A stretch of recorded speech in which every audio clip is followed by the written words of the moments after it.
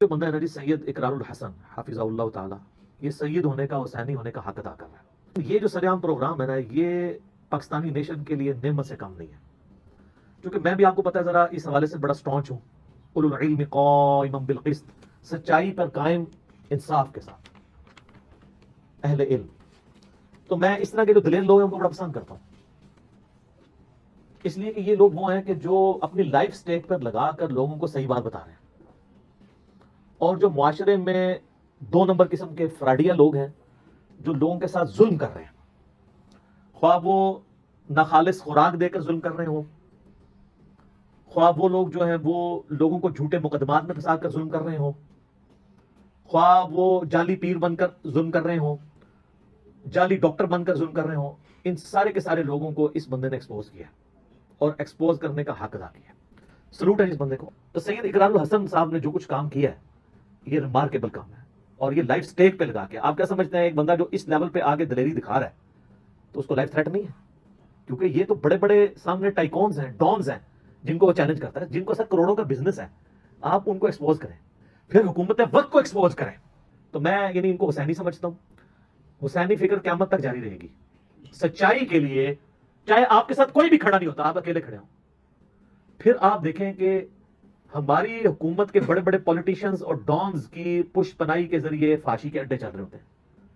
ان فاشی کے اڈوں کو یہ بندہ ایکسپوز کر رہا ہے اور میڈیا میں ایکسپوز کر رہا ہے. سر یہ بڑی جرت ہے. پھر یہ پروگرام چل جانا اور نوجوان نسل کو بچانے کے لیے جو کام حکومت کو کرنے چاہیے وہ کام یہ اکیلا بندہ اپنی ٹیم کے ساتھ کر رہا ہے.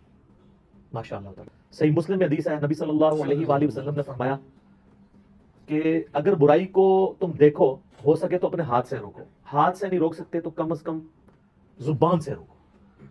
اور اگر زبان سے بھی نہیں روک سکتے تو کم از کم دل میں برا جانو. لیکن کہا ذالک اضعف الایمان، یہ ایمان کا سب سے کمزور ترین درجہ ہے کہ برائی کو دل میں برا جانا جائے. یعنی ایٹ لیسٹ نبی علیہ السلام کی ریکوائرمنٹ کیا ہے کہ آپ نے زبان سے برا کہنا ہے.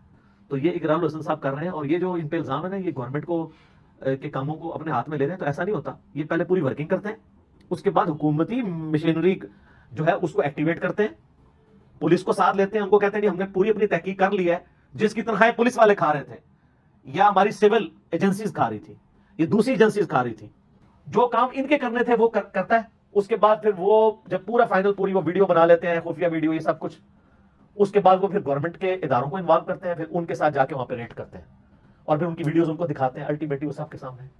اور اب حکومتی جو ادارے ہیں وہ تو کیا نہیں کہہ سکتے، ہمیں تو پتہ نہیں چلا، ہم روک لیتے ہاتھ سے. ہاتھ سے روکنا تو حکومت کا کام ہے، اور یہ ہاتھ سے روکتے بھی نہیں ہیں. ساری علمی بحثیں کرتے ہیں، ان سے ڈیبیٹ کرتے ہیں، سب کچھ کرتے ہیں. ایک جعلی پیر انہوں نے پکڑا جو روحانی آپریشن کرتا تھا. پہلے انہوں نے پورا اپنا چیک اپ کروایا، اپنے منہ پہ کالے وغیرہ پورا میک اپ کیا.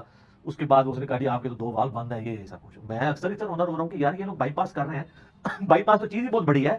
بائی پاس میں تو یہاں گرائنڈر چلتا ہے، یہ پسلیاں توڑ کے یوں الگ کی مطلب ان کو کھولا جاتا ہے، اس کے بعد دل نکالا جاتا ہے، مشین پہ چڑھتا ہے. یہ تو بہت بڑا آپریشن ہے. آپ ختنہ کسی بچے کا کر کے روحانی طور پہ بتائیں، وہ تو سامنے نظر آ جائے گا نا، پتہ چل جائے گا. یہ کوئی بزرگ ختنہ نہیں کر سکتا.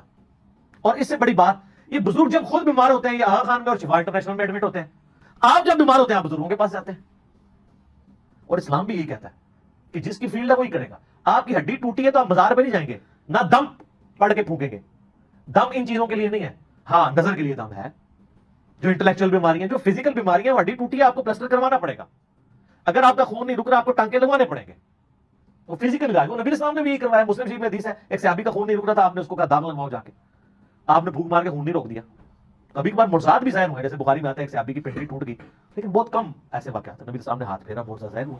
لیکن زیادہ تر تو آپ علاج کرواتے تھے، حکم دیتے تھے علاج کروانے کا. تو اقرار الحسن صاحب جو یہ کام کر رہے ہیں یہ امت لیول کا کام ہے سر. اللہ تعالیٰ ان کو جزائے خیر دے. ہماری دعائیں ان کے ساتھ ہیں. اللہ تعالیٰ ایسے لوگوں کی حفاظت فرمائے.